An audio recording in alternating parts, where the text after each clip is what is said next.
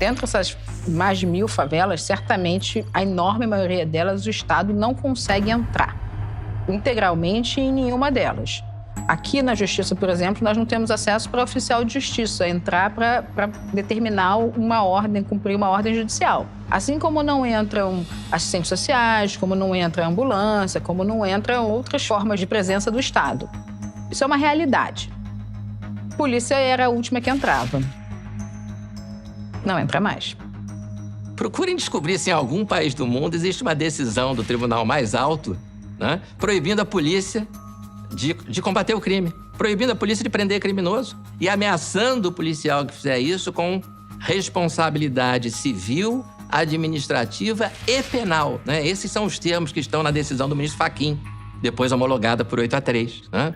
Quem se atrever a entrar numa comunidade dominada pelo tráfico para prender o traficante, que é o dever da polícia, vai ser responsabilizado, inclusive penalmente. O ministro Fachin está dizendo para o policial, você vai para cadeia. O uso progressivo da força letal. Primeiro ele vai se apresentar, ele vai dizer que ele é policial, ele vai mandar o bandido abaixar a sua arma, ele vai dizer que se o bandido não abaixar a arma, ele vai atirar, ele vai dar alguns segundos para que isso seja feito. Olha a quantidade de passos e de oportunidades dele tomar um tiro. Como que você vai fazer isso em uma área, né, conflagrada, em uma área de guerra, como são os morros e as comunidades cariocas?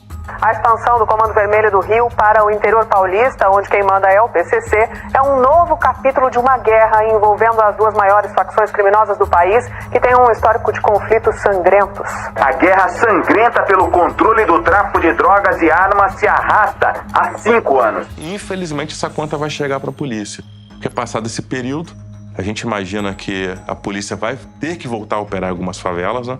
Porque os níveis de criminalidade, a tendência é que aumentem muito. E quem que vai voltar lá? Para encontrar mais barricadas, mais muros de contenção, mais armas de guerra, uma violência ainda maior dos criminosos, é a polícia. E mais do que isso, você tem no Rio de Janeiro uma geografia que é de morros. Portanto, você precisa utilizar o helicóptero. Quem está mais acima, quem está no alto, vai estar numa situação de vantagem em relação a quem está embaixo. E quem é que está no alto? Quem está no alto é o bandido no alto do morro. A chegada do helicóptero no teatro de operações, primeiro que evita o tiro, a bala perdida. A gente chega, o tiro para. Isso é certo. Então, a presença do helicóptero evita que o policial seja baleado, evita que o morador seja baleado. O tempo de operação, se a operação vai se arrastar por 3 horas, a chegada do helicóptero, joga ela para 40 minutos. Porque os objetivos são cumpridos rapidamente, porque os policiais podem progredir. Então, o helicóptero é uma máquina que ajuda tudo, traz segurança para a população e para os policiais. Então, é a ferramenta ideal, só não é ferramenta boa para o criminoso.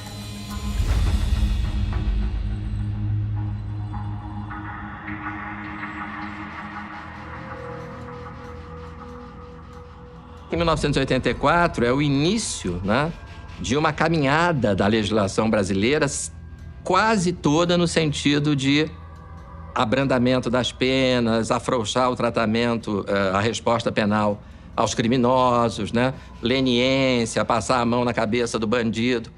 Uma das poucas, se não a única exceção que nós tivemos foi a Lei dos Crimes Hediondos, a Lei 8.072, que é de 1990, né?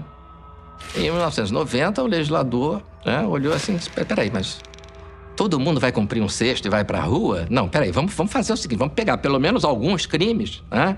Vamos classificá-los como crimes hediondos, né? Então, se ele fosse condenado por um crime hediondo, ele permaneceria cumprindo em regime fechado até o final da sua pena. Essa questão foi levada ao Supremo Tribunal Federal, que decidiu que essa regra não violava a cláusula constitucional, o direito fundamental à individualização da pena. Metade da primeira década dos anos 2000, após uma mudança de composição da Corte, a Corte, novamente chamada a falar sobre esse caso, a decidir sobre esse tema, entendeu que não, que é preciso ter uma leitura mais ampla do direito à individualização da pena e isso impunha a necessidade de algum regime de progressão. E que, portanto, não seria legítimo, diante da Constituição, dos aqueles condenados por crimes hediondos cumprissem a pena toda ela em regime fechado. Nós temos que obedecer uma progressão de regime para latrocidas, para serial killers, para mega traficantes. Nós temos solturas, por exemplo, absurdas no Brasil por causa justamente disso, dessa imposição de progressão de regime, quando essa não era a intenção do legislador. E aí, qual foi o resultado disso? O resultado foi que até criminosos que tivessem cometido os crimes mais terríveis ganharam o direito à progressão de regime. Mas o mais grave é isso.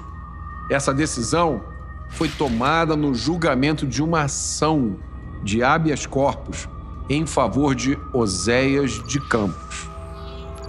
Oséias tinha sido condenado por molestar sexualmente crianças entre 6 e 8 anos de idade. Se a gente olhar ações que nós temos de arguição de descumprimento de preceito fundamental, que é ações no STF, no Poder Judiciário, todas elas questionando o problema de inconstitucionalidades ou de maus-tratos ou de tortura ou de problemas de direitos fundamentais para aqueles que estão presos. Mas nós não temos pesquisas científicas, pesquisas jurídicas desenvolvidas para mostrar que quando eu coloco esse indivíduo na rua, da maneira como está sendo colocada, sem fiscalização, eu acabo tendo violação a direitos fundamentais, direitos humanos das demais pessoas. O mesmo Supremo que decidiu em 2016 que tem que ter condenação em segunda instância, em 2019, 3 anos depois, revê o seu próprio precedente e coloca todos aqueles criminosos em liberdade. Quando você muda interpretações da Constituição dessa maneira, a mensagem que você transmite é que o escrito não vale nada. E a impressão que fica é que não faz nenhuma diferença a vontade da população ou os valores da maioria da sociedade. Não faz nenhuma diferença o que está escrito na Constituição. O Supremo entendia, desde a Constituição de 88, que executava a condenação logo a partir da decisão de um tribunal de apelação. Já se executava. Quando ele mudou a primeira vez, isso foi ali por 2008, era um caso de tentativa de homicídio. Um fazendeiro atirou em outro agricultor. Quando ele foi condenado pelo tribunal, isso foi lá em Rio Grande do Sul, ele ia ser preso, seguindo a jurisprudência do Supremo, e o Supremo reviu a decisão. Disse, não, tem que esperar o trânsito em julgado. Resultado final. 12 anos depois, o processo não tinha terminado, e o STJ reconhecer que há prescrição. Aquilo foi péssimo, mandou um recado péssimo para a sociedade. Eu acho que às vezes o Supremo profere algumas decisões baseado numa visão um pouco mais, de fato, um pouco mais de leniência em relação ao fenômeno criminal. E, eventualmente, pode ser, sim, uma influência daquela ideia, que, a meu ver, equivocada, de que o crime é só um problema social.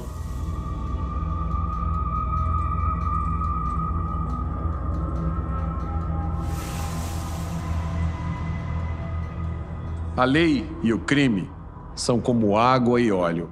Eles não podem estar no mesmo lugar ao mesmo tempo. Onde está um, não está o outro. As tratativas para o BOP vir para Tavares Bastos, para essa sede, elas se dão de 1998, Antes, essa região tinha uma facção criminosa que comandava aqui o tráfico na região. Essa sede aqui, onde está agora, era uma área de desova, as pessoas eram executadas, aqui eram feitas ações criminosas por parte dos marginais. E desde então, quando a unidade chegou aqui em 2000, mudou a realidade da comunidade. Tem criança até que fala que quando crescer quer ser da BOP. Antigamente tinha bagunça, hoje em dia não tem. Droga não existe aqui. A gente vai sair do inferno e cair no céu, O BOP não concedeu emprego a ninguém. A gente apenas mostrou a esses moradores a importância de se levar uma vida virtuosa. E eles abraçaram essa ideia. Aqui, realmente, são 20 anos sem um registro de ocorrência. Um assalto à mão armada, um furto, um homicídio. São coisas que não fazem parte do cotidiano dessas pessoas. Então, tira qualquer comparação que locais de extrema pobreza existem só criminosos, que o cometimento de crime vai acontecer. né? Existem áreas da Zona Sul que tem criminosos, que cometem crimes o tempo inteiro. E aqui, realmente, uma área de comunidade, né? Com pessoas pobres, mas que não cometem crime. Se eu pudesse, eu teria morado aqui na Tavares Baixos. Seria muito melhor morar aqui do que onde eu moro. Realmente que aqui eu tenho segurança 100%. Nessa região, ela é o exemplo pronto e acabado de que dissuasão funciona. Há 20 anos essa comunidade não tem ocorrência criminal séria. Há 20 anos essa comunidade talvez seja um dos poucos lugares no Brasil que conseguiu viver dentro de um lugar civilizado. Quando a gente fala de viver sem medo, parece um sonho. Mas é possível. Outras sociedades, outros países já conseguiram isso. O problema é que essa crise de criminalidade sem fim que nós vivemos aqui atende aos interesses de muita gente. É muita gente ganhando muito dinheiro com o crime no Brasil. Dia 30 de julho, você vai assistir gratuitamente a maior investigação já feita sobre o crime no Brasil. Entre Lobos 2026. O Brasil deixou a porta aberta para o crime. E você vai entender como e porquê. Para assistir de graça, toque no link deste vídeo e garanta seu acesso. O que você está levando? É um canhão? É. É uma arma? Então você está preso.